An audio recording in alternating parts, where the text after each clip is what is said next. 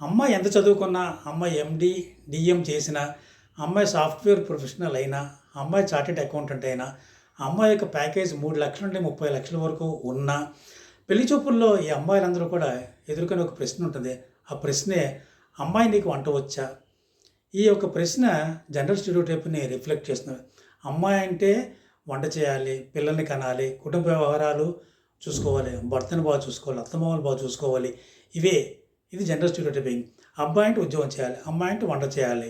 ఇది gender stereotype. వీటి నుండి కొద్దిగా బయటికి రావాల్సిన అవసరం ఉంటుంది.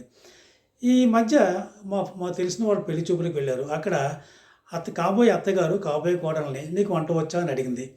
ఆ అమ్మాయి వచ్చని చెప్పింది. "ఏమేంటి వచ్చా?" అని ఈ అమ్మాయి ఈవిడ అడుగుతున్నారు. అంతలో "నీకు ముక్కల పులుసు వచ్చా?" అని అడిగింది. ఆ అమ్మాయి ఉండి "నాకు రాదండి" అంది. మరి "ఒరేయ్ వెంకటు, నీకు ముక్కల పులుసు కట్టురా, జీవితాంతం నీకు ముక్కల పులుసు ఉండదురా" అన్నట్టుగా ఆ పెళ్ళికొడుకుని సంబోధిస్తూ ఆవిడ ఆ మాటలంది. మరుసటి రోజు మార్నింగ్ ఆ అమ్మాయి ఆ అబ్బాయికి ఫోన్ చేసి, "మీ మదర్‌కి చెప్పు, ఆవిడకి వంట మనిషి కావాలా లేకపోతే కోడలు కావాలా అని. నీకు కూడా చెప్తున్నాను, నీకు వంట మనిషి కావాలా లేక లైఫ్ పార్ట్నర్ కావాలా? నీకు వంటే చేయాలనుకుంటే వంట చేసి పెట్టాలంటే నేను ఉద్యోగం మానేస్తాను. ఉద్యోగం చేయాలంటే వంట చేయడం మానేస్తాను. నేను చాలా క్లియర్‌గా ఉన్నాను. నీకు కూడా క్లారిటీ ఉండాలి. ఏ సంగతి తేల్చుకొని ముందుకు సాగు" అని చెప్పడం జరిగింది. తర్వాత అబ్బాయి తాలూకు వాళ్ళు అమ్మాయిలని వాళ్ళ తల్లిదండ్రులు సరిగ్గా పెంచట్లేదు అని అన్నారు. ఈ అమ్మాయి నిక్కచ్చిగా మాట్లాడింది కాబట్టి ఆ మాట అన్నారు.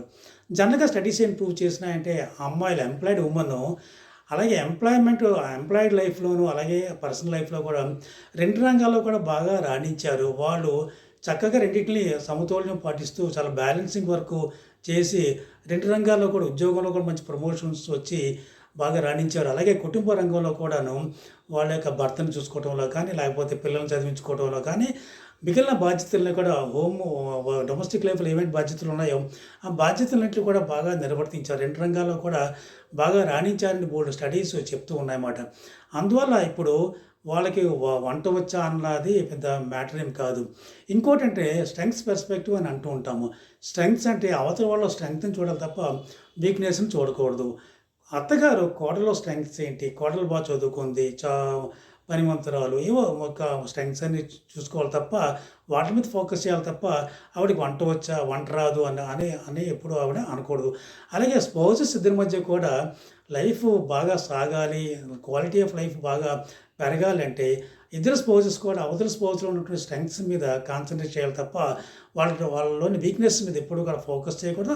ఆ వీక్‌నెస్‌ని పట్టించుకోకూడదు. ఎందుకంటే స్ట్రెంగ్త్స్, వీక్‌నెస్ మీద ఎక్కువ ఉన్నాయి కాబట్టి స్ట్రెంగ్త్స్ పర్స్పెక్టివ్ మీద ఫోకస్ చేస్తే ఇద్దరి మధ్య బంధం బాగా పెరుగుతుంది. జీవితంతో కూడా చాలా సాఫీగా జరుగుతుంది. ఎటువంటి పొరపచ్చులు లేకుండా చాలా సాఫీగా జరగడానికి ఇదొక మార్గం అని నాకు అనిపిస్తుంటుంది.